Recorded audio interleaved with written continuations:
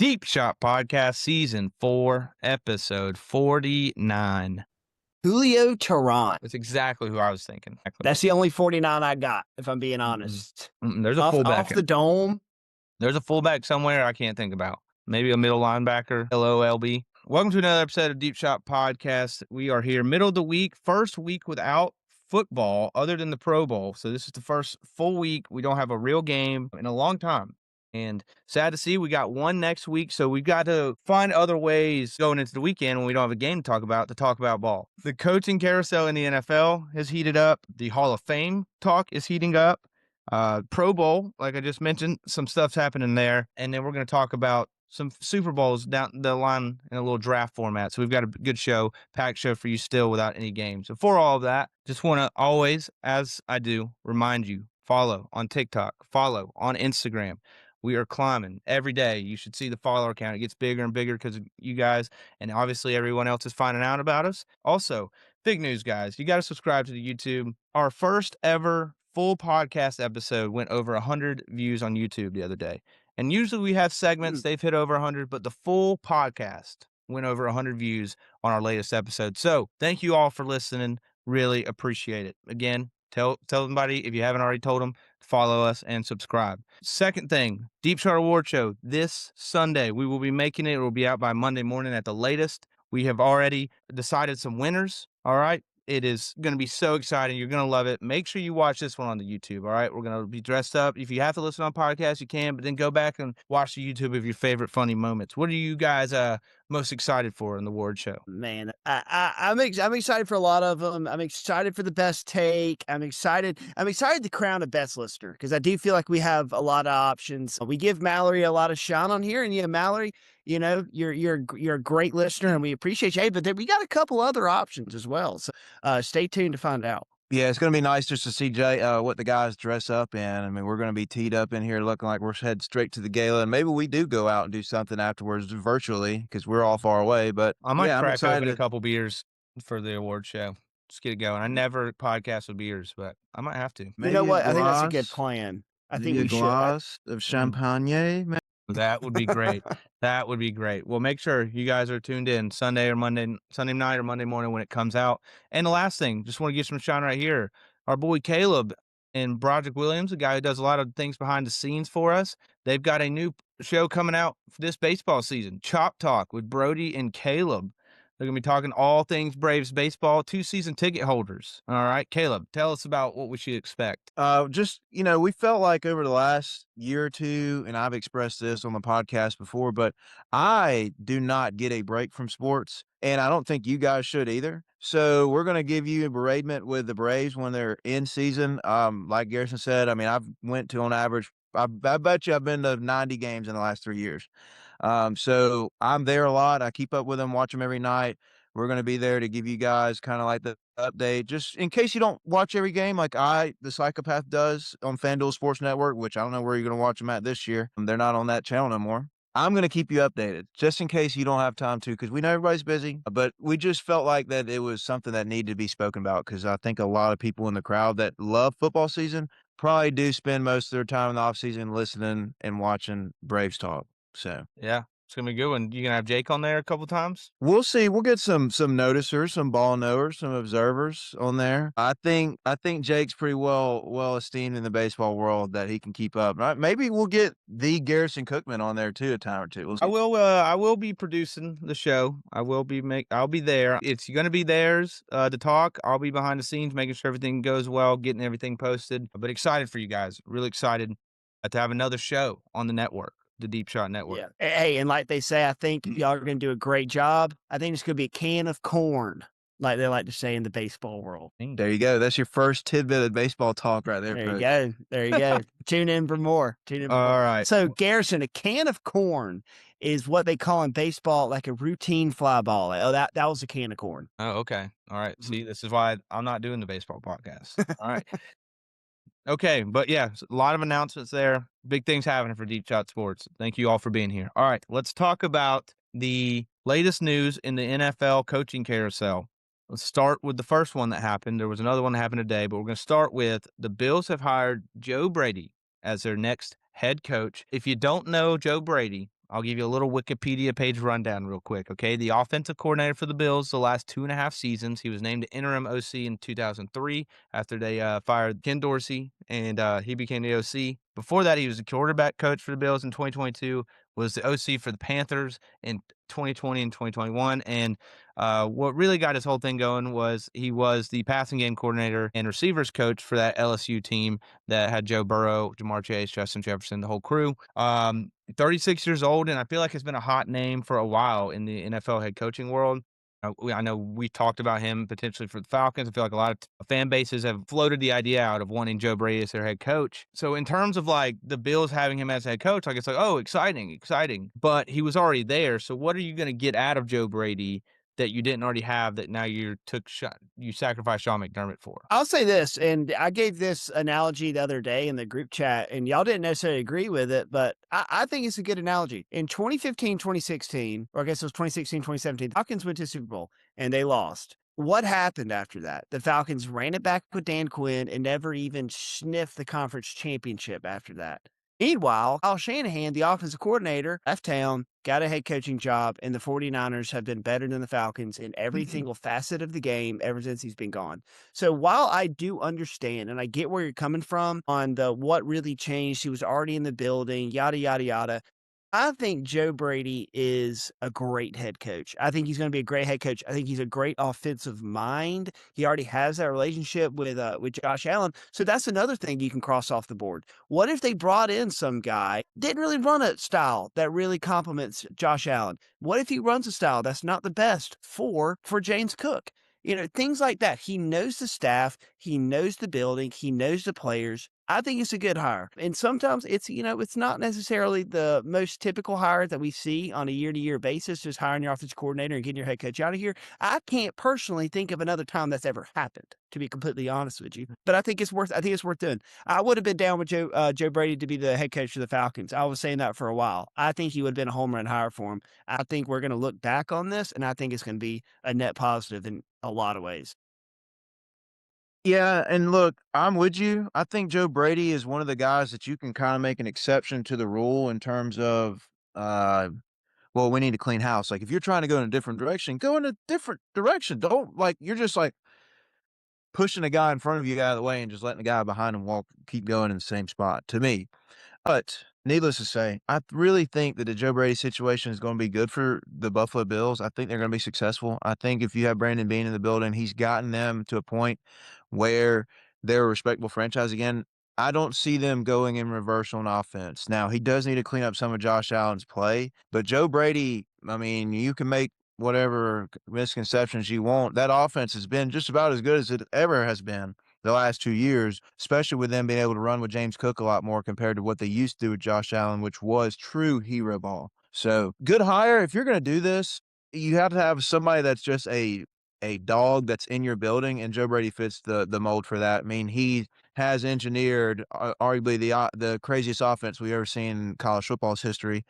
Now, he did have really good players, but he's done nothing but have success in the NFL since has been in. I mean, people may forget he was with the Carolina Panthers after he left LSU, but even then, they were still offensively producing. It was just a train wreck with David Tepper in his early years of ownership. So they'll be fine. I think that the division has suddenly flipped on its head. Like you go from start of the year, it being Mike Vrabel, Mike McDaniel, and Sean McDermott in the division, and now I look around, I've definitely got the best head coach in their division. No argument there. I will not argue that. I will say it makes sense in terms of everything you guys said. Like Josh Allen already knows him. I mean, they had the number one running offense in the NFL this year with James Cook, so everything will be the same. It seems like there's not going to be a whole culture change, and it doesn't seem like that. I think that was a big thing when Sean McDermott got fired. Was it seems like the culture of the Bills, other than they can't win that game, but it seems like they're all collectively together. And so this is a good way for them to stay together. Also, just top of my head, I'm thinking about this. I mean, do we think? I don't know how many head coaching options are left, but is Sean McDermott going to be a head coach or like a defensive coordinator next year? What do you guys think? How many jobs are open now? Is there still 7 jobs? I think Not there's a good many. bit of I jobs still mean, open. Like the Raiders job is still Raiders, open. yeah. The Cardinals is still open. Crazy for Ravens me not is- to get a job and You guys can tell me what there's open. To me, it would make no sense for a coach that probably has the highest winning percentage in the NFL in the last 8 years to not get a job next year.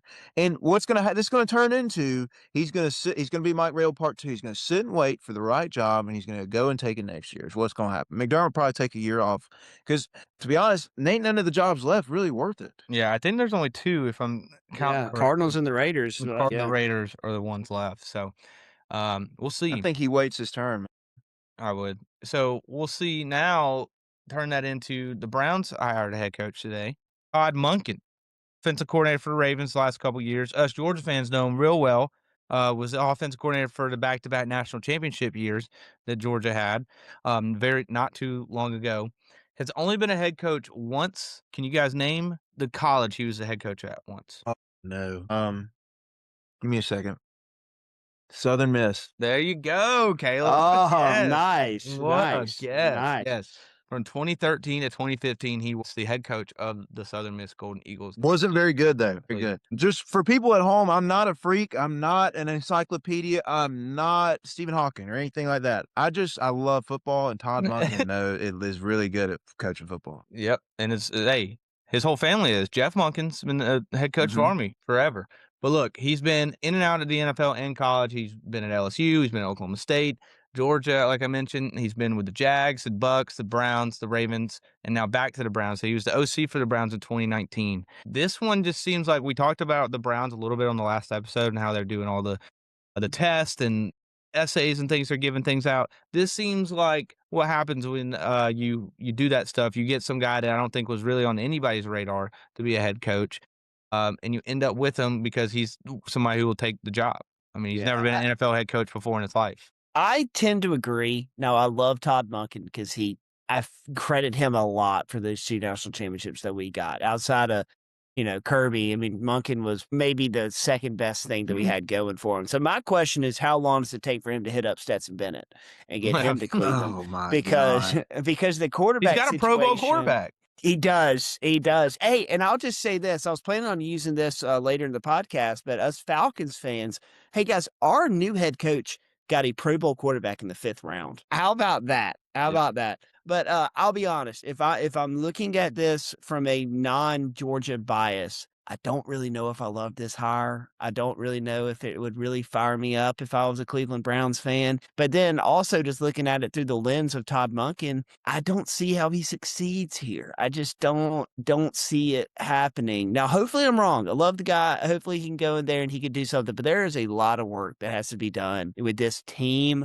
I saw Jim Schwartz, the defensive coordinator for the Browns. A lot of people dropped out because the Browns were like, no, Schwartz is staying. And that was turning a lot of people off to the opening. Well, he's gone now. So I guess Monken was able to convince him that he's coming to town and he's going to bring a defense coordinator with him.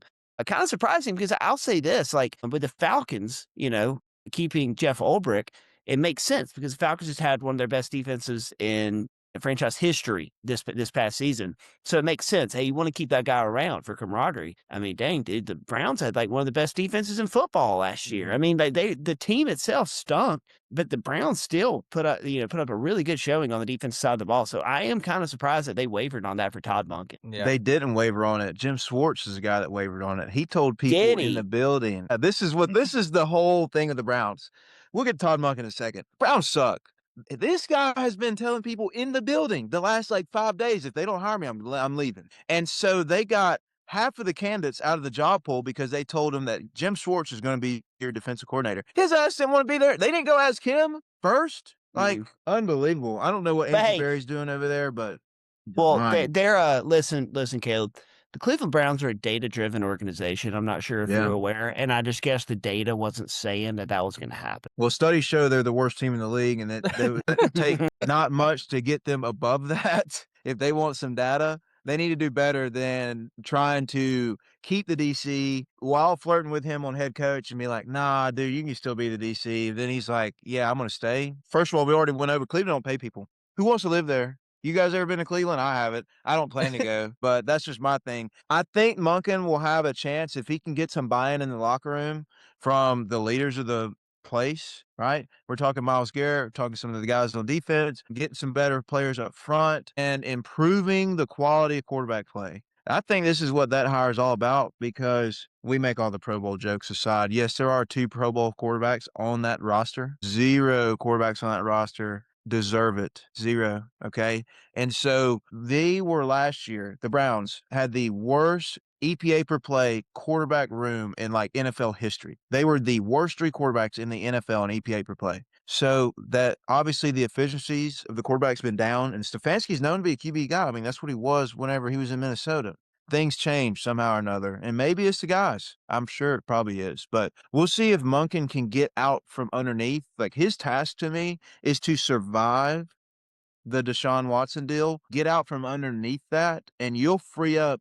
Like the Browns have been halfway competitive the last couple years, 6-10, 7-9, and they're making $70 million a year on the quarterback position. Maybe if they clean that up, the organization can go a little bit. Asking the Browns to do things the right way seems like a lot. I mean, you could go back to 2020 is when they got Deshaun Watson. Mm-hmm. And It's crazy. Didn't they get Deshaun? Was that the year after that they went to the playoffs and were like almost beat the Chiefs? Was that the year? Like, was that the following off season they did that? I think it was the year after that. So I they think it made was the playoffs. too. It was 1 year, and It then was they got COVID, Deshaun. wasn't it? After, I think it 'Cause was I think after he COVID they opted. traded for him. It was 21 because Yeah. he opted out of 2022, but he got in trouble, I think, the next year. Yes, he didn't play the whole year before. Yeah.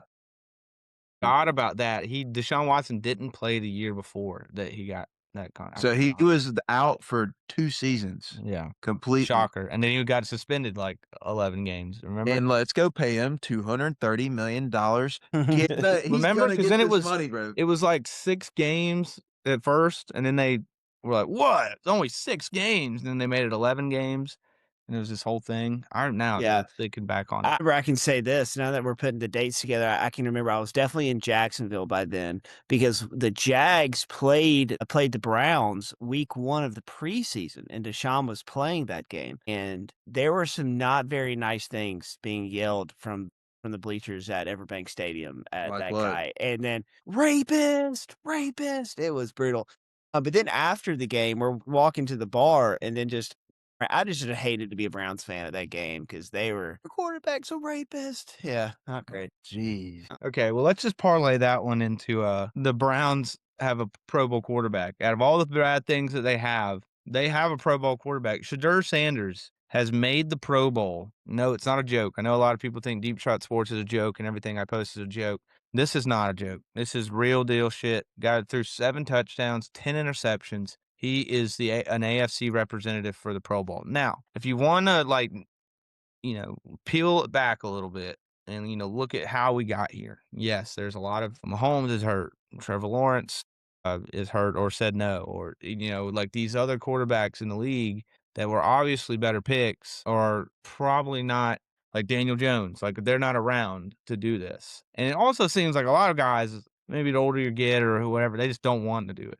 They And don't especially care. nowadays, like it's not a game, it's a flag football game. So either way, Sheudur Sanders is a Pro Bowl quarterback. And oh, golly, dude, how do we just I'm trying to make sense of how I don't know what I'm trying to do, to be honest. But it's fucking wild that he's a Pro Bowl Yeah. quarterback.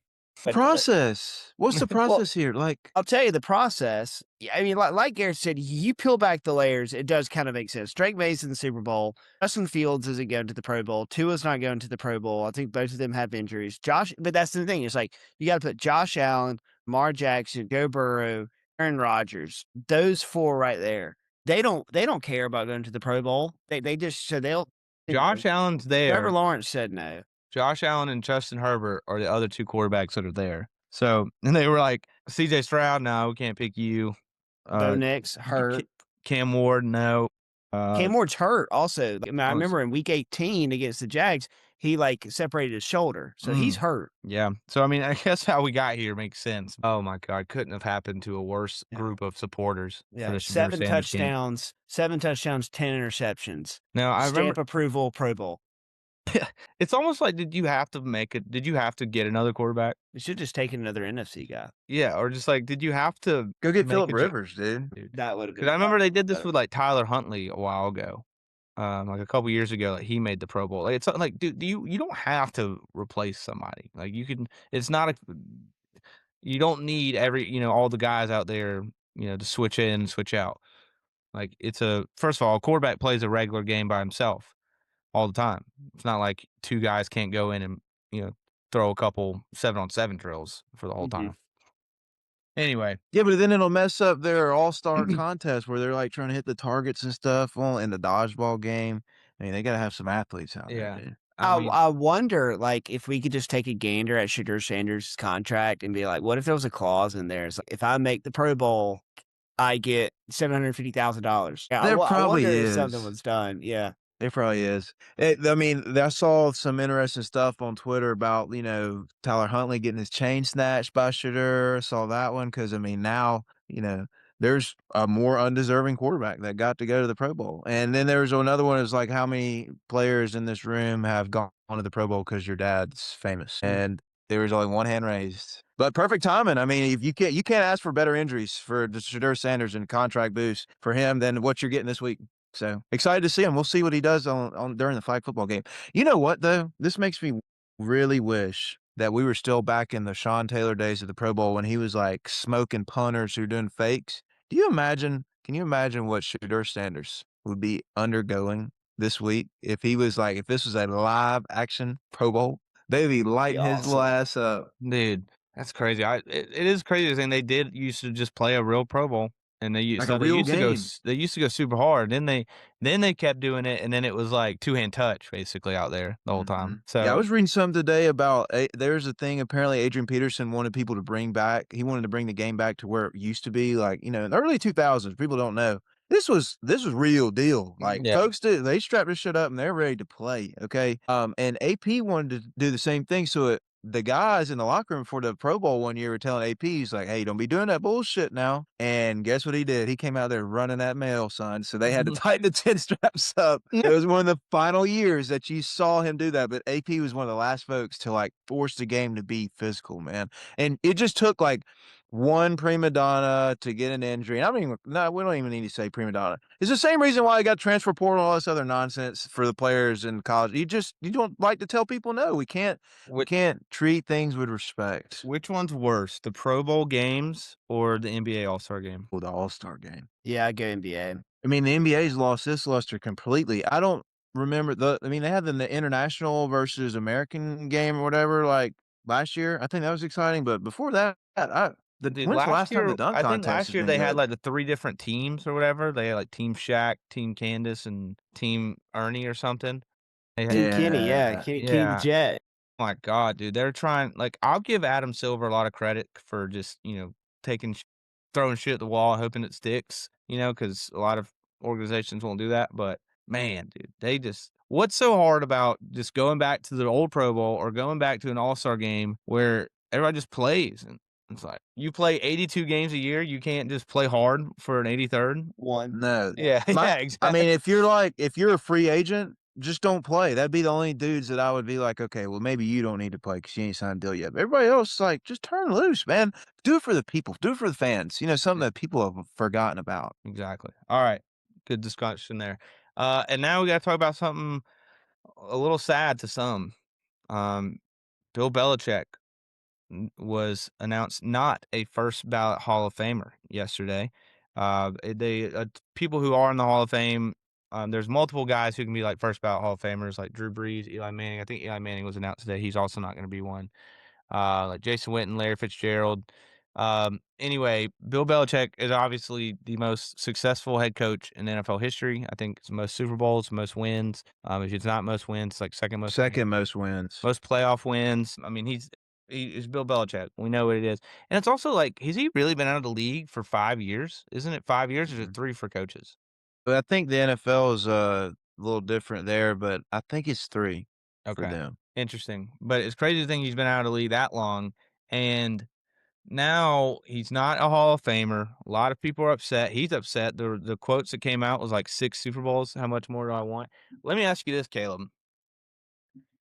do you think this is like the rumors are it's punishment for, the Deflategate, all this stuff. Do you think it's like a 1 year punishment? We're not giving you first ballot Hall of Fame because this, or do we think we've got a Pete Rose situation on our hands and Bill Oh, if Belichick's it's Pete never going to be allowed to the Hall of Fame? If we have a Pete Rose situation on our hands, you're going to start hearing people talk about the Football Hall of Fame the same way they do about Baseball Hall of Fame, which is it's a crock of shit. This is like, to me, the worst thing that has happened to the NFL Hall of Fame in quite some time. Quite some time. Outside of somebody that's been enshrined already, doing something, sinister, criminal or something like that, like we're talking about just true operations of the building in its most democratic form. You don't elect the most successful coach of all time in on his first ballot. Who the hell deserves to get in on their first ballot? If Bill Belichick does not deserve to get in on their first ballot, who does? Nobody. Because you got 6 Super Bowls just as a head coach in New England. Make no mistakes about it. He also taught Nick Saban how to do the damn thing.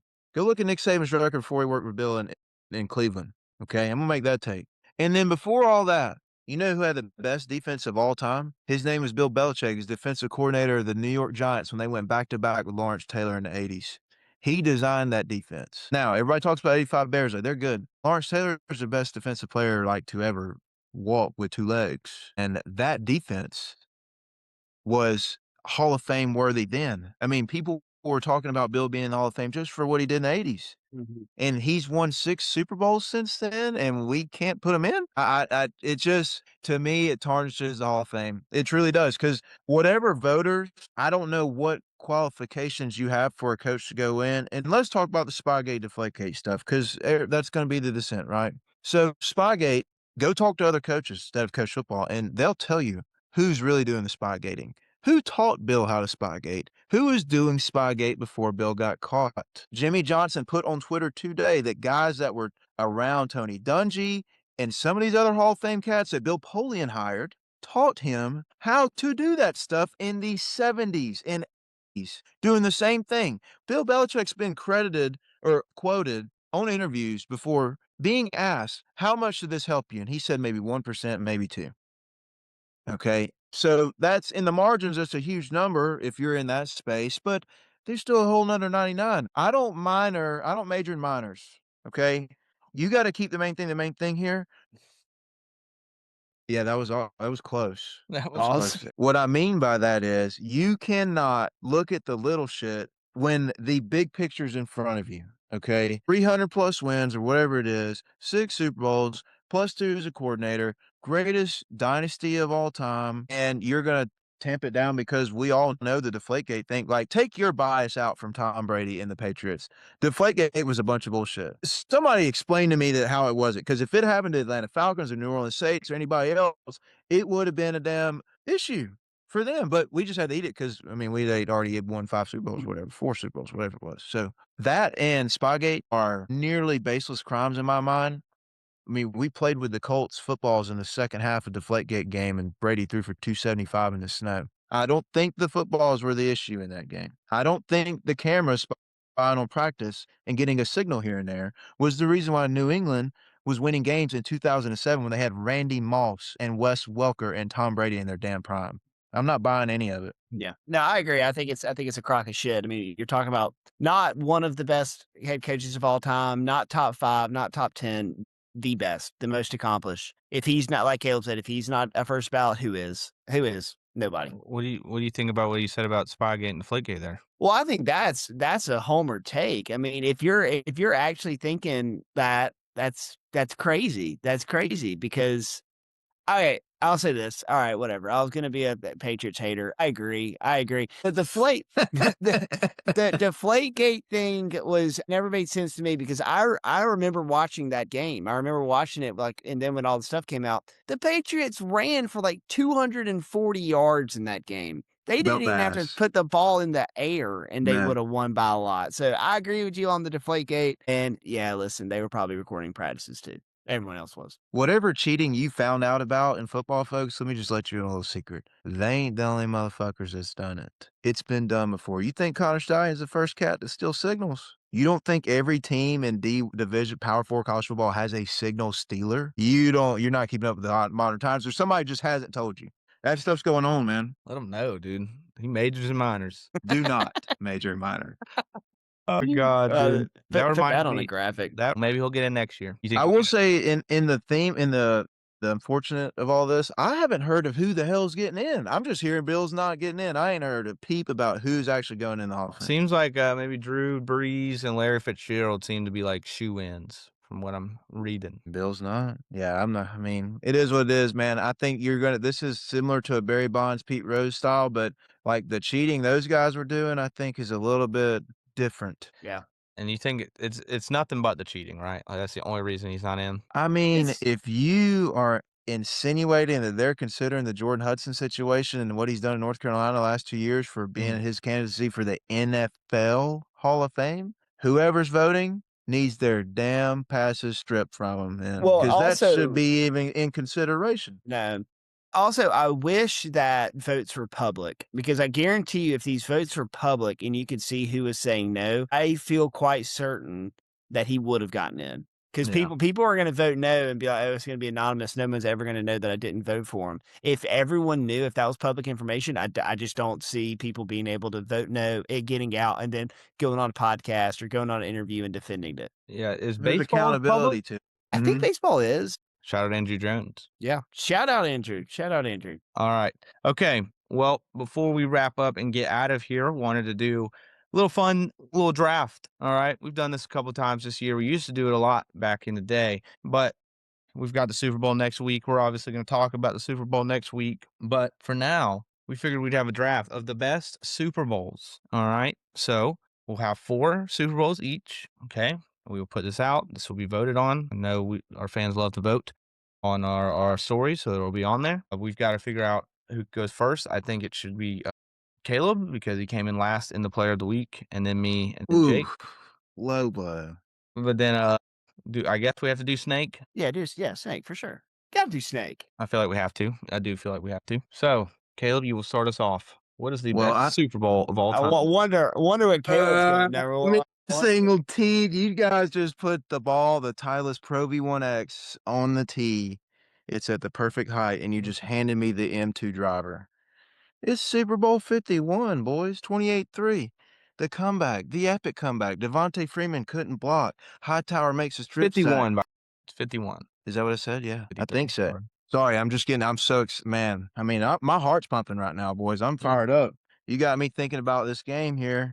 I remember a few nights in my life, okay, where I think like I can go from minute by minute, or at least, about every 15 minutes or so, I can tell you what happened. This is one of them nights. I remember the phone calls I got at halftime. I remember the phone calls I tried to make it at the end of the game. Nobody would answer. All the texting going back and forth, the stuff I was getting before the game, the week leading up to it, the lunch conversations leading up to this game, buddy. My goodness. My goodness. You should have seen those days I had to deal with at the lunch table. So just the game itself, though, largest comeback in Super Bowl history. Brady, not just another loop in the belt. And Jake has reasons to plug his ears. I mean, I'm sorry, guys, but I had no other choice but to pick that one for it to be the best Super Bowl ever. And here's the thing, and this is honest truth. I feel like the average person will probably say it's the best Super Bowl they ever seen if they're not a Falcons fan. Just saying. Okay. Jake left the room. Sorry, buddy. All right. Well, that's a good one. It's a good one. I guess that's fair. Wouldn't be at the top of my list, but Shocker. all right. My first pick is going to be Super Bowl 42. New York Giants 17, New England Patriots 14. Look, this is the first Super Bowl I can remember. I think actually the first Super Bowl I ever watched was the Saints Colt one. Bears Colts the year before, which I believe was 41. That was probably the first one I watched. This is the second one I watched back when Fox had that old gray scoreboard across the top.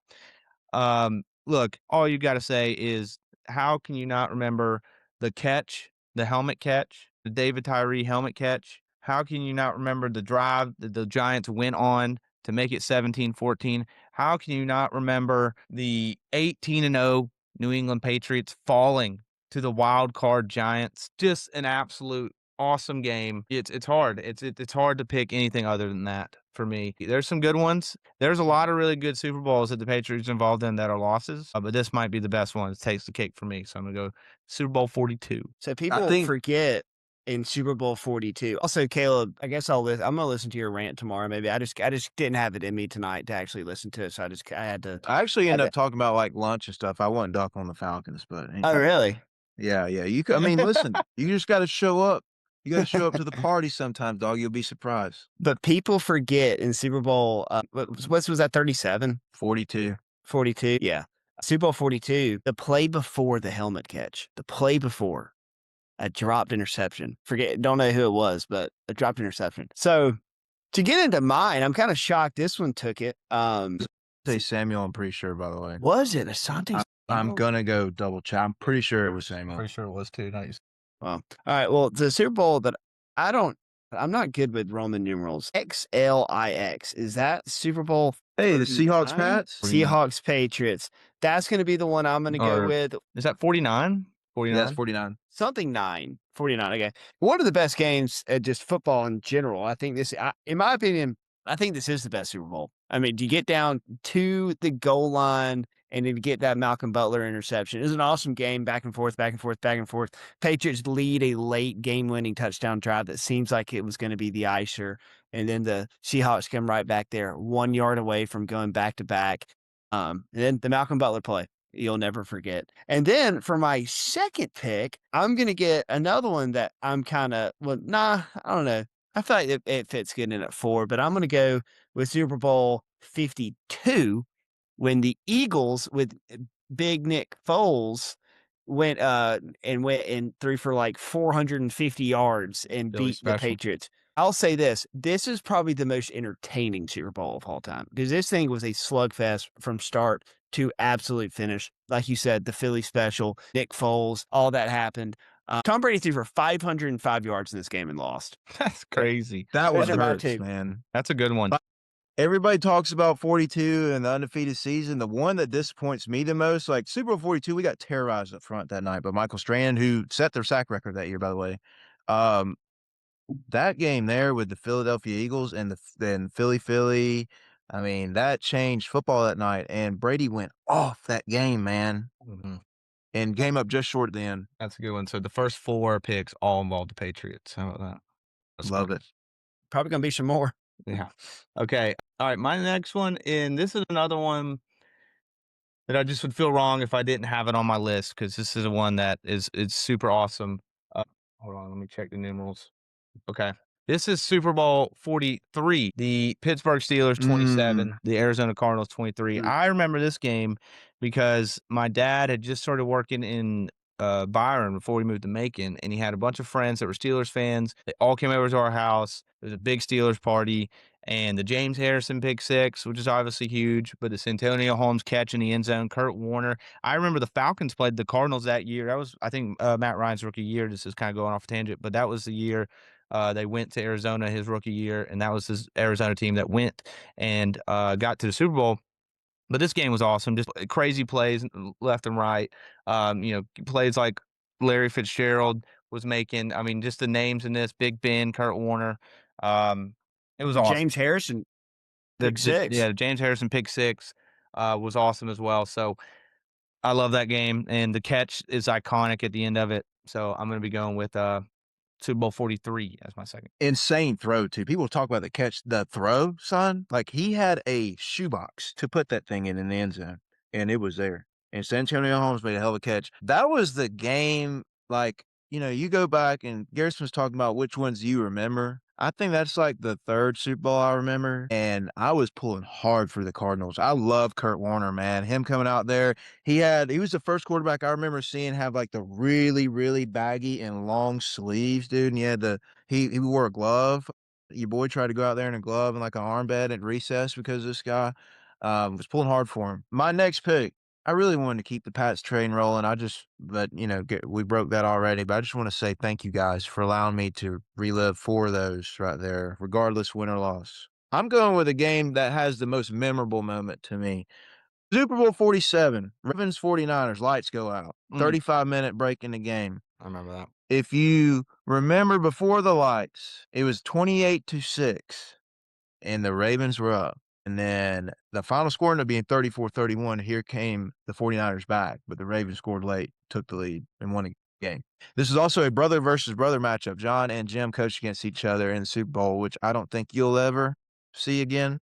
So Super Bowl 47 had a lot of cool things about it. Dude, I remember that one, and I remember that was Ray Lewis's last season. And I remember he announced it was his last season. I think maybe like going into the playoffs, he announced that this was his last run, and for them to do that magic thing and go on the Deer antler spray. Well, remember when he was on the deer antler spray? What was that? I missed that. It was like he was hurt and he was doing this like animal like shot that like was getting him like good to go. And it was like I don't know if that was technically illegal or not. Yeah, pretty much.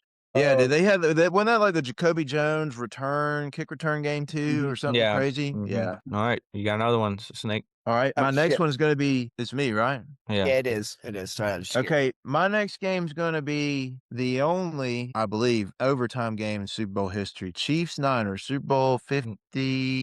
Second, Falcons Patriots was the first. Yeah, it was the first one with the rules that both teams got the ball no matter what. Yeah, we all know that the Falcons got the ball back Super Bowl 51. We would have gone down, scored, gone for 2-1. Yeah. And also, let me say one thing while we're talking about this. I've always thought it's such BS that the Falcons lose in Super Bowl on that rule, but they don't change the rule. It's only when poor Josh Allen goes to Kansas City and loses in a divisional round game. We're like, okay, now we'll change the rule. That's just never made sense to me.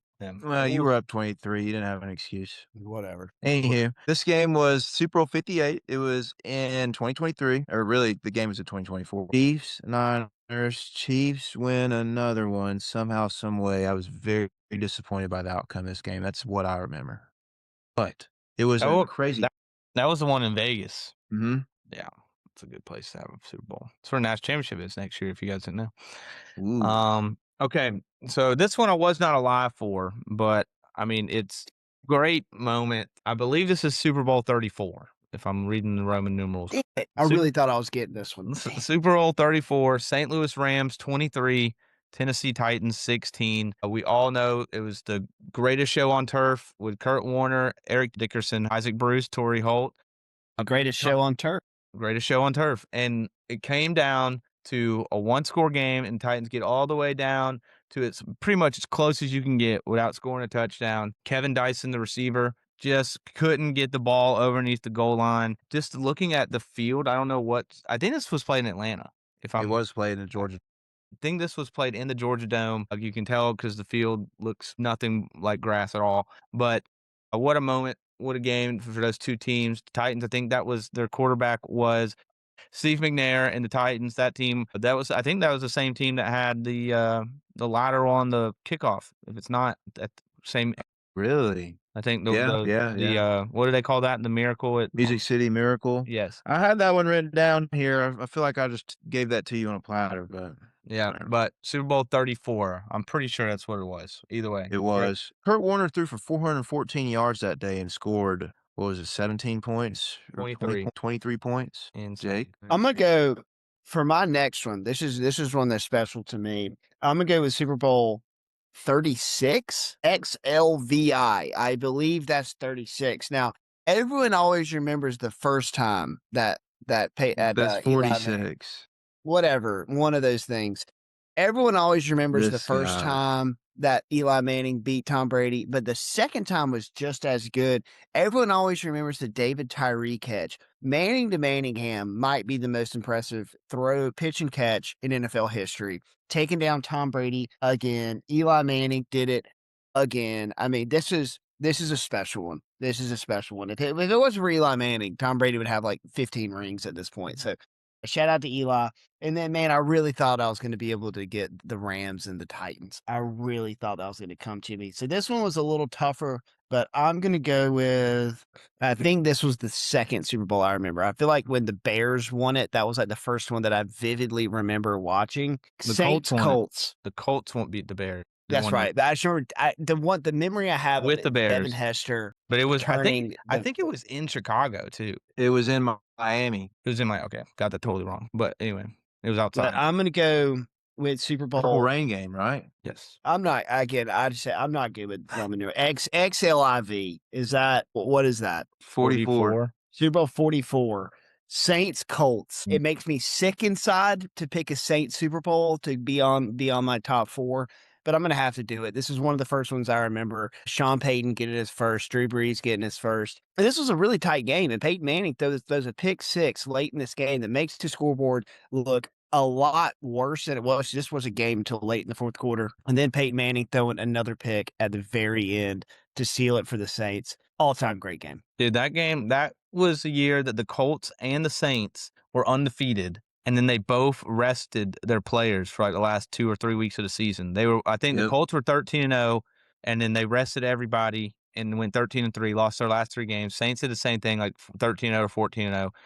I remember that vividly, that they both just had all the 1 seeds locked up and didn't care about undefeated season and rested like everyone, or at least like barely played them. I remember that. Okay, my last one is going to be Super Bowl 57, Kansas City Chiefs 38, Philadelphia Eagles. This was an awesome game back and forth. It's, the Eagles and Chiefs last time. Obviously, last year was a lot different, but this game, just the fact, the offensive show put that the Eagles and Chiefs put on this day was awesome. I remember guys like Kadarius Toney being in this game making big plays. I remember A.J. Brown making big plays. I just love, and obviously they had the questionable flag at the end, for James I think it was James Bradbury was the culprit of it.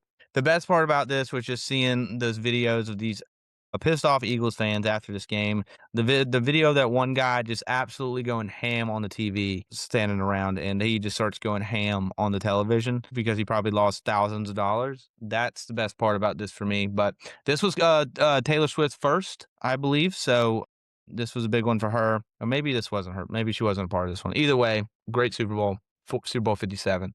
Chiefs' second one. Did not pick that Super Bowl because when I was going through just trying to do some research for this, I was reminded that the James Bradbury PI call at the end of the game. I was like, yeah, that ruined that whole game for me. I remember exactly how I felt when it happened. Like, okay, all right, see, bro, keep the flag up, pal. All right, you got the last one. Okay, so I'm gonna go with a game that I thought was honestly a little bit better than some of the ones that I think it was Jake was talking about. The Green Bay Packers, Aaron Rodgers Super Bowl, XLV. I thought that was a really cool game. 45? Yeah, 45, Super Bowl 45. This is a year after the one Jake was just talking about with the Saints and Colts. Aaron Rodgers gets his chip. Mike Tomlin and Ben Roethlisberger run it back again, try and do it again for the second time in 3 years. And they're almost trying to start their dynasty. It would be the third one in 5 years too, I think, by the way. So Aaron Rodgers gets the one and only chip. If you would asked me in 2011, would this be his only Super Bowl, I would have called you insane. Yeah. And to his unfortunate demise, Tom Brady was in the league with him. And when he came to the NFC, he took out his best chance. And when he was in the AFC, he never got there. Yeah. It was also, that was the only Super Bowl he ever went to. Like, not even one. It was the only Crazy. Like, he lost, like 4 NFC championships after that. One to the Falcons. One time the Falcons put BTA on them one year. Yeah, I like that one too. I remember watching that because I believe the Packers went up. They were up like 21-7 or 21. They were up a lot. And then the Steelers came back and the Packers were able to close it. And it's Greg Jennings and Jordy Nelson years, I believe. Talk about a legend, Jordy Nelson. They don't give that guy What a guy. Him and Randall Cobb both, man. Yep. Mm-hmm. There were 2 Pats Super Bowls that I did not give any shouts to, but there were 2 before we all started like really watching football. And they were both 3-point games, last second field goals. Adam Vinatieri should be in the Hall of Fame because of these games, bud. Adam Vinatieri, is he not in the Hall of Fame? I heard somebody discussing the Bill Belichick situation today and saying that Robert Kraft himself is not even in the Hall of Fame. Interesting. They do not like New England in the Hall of Fame. Interesting. All right. Well, we'll see who's got the best list based on what the fans think. Do we think this upcoming Super Bowl is going to be one of the best we've ever seen? A blowout though. This one's gonna be like the Broncos Seahawks. So I don't think so. I don't think we're gonna snap it over to center's head on the first play. And you're talking about betting on the coin toss, buddy. You're part of the problem. You are part of the problem. Here's a stat for you. Since 2004, underdogs are 15-7 against the spread in the Super Bowl, and they've covered the spread in 5 straight. The 5-game win streak for dogs is the longest in history, and when the spread is +3 in the Super Bowl, the dog is 13-4. against the spread. And they've won more outright games than they've covered just with a loss. Wow. How about that? Caleb came So with the stats. Ready for it. All right. I got to defend my team, man. Everybody's been dunking on this and that, talking about blowout, this and that. Every Super Bowl that you guys have, I mean, think about it. Go back to them.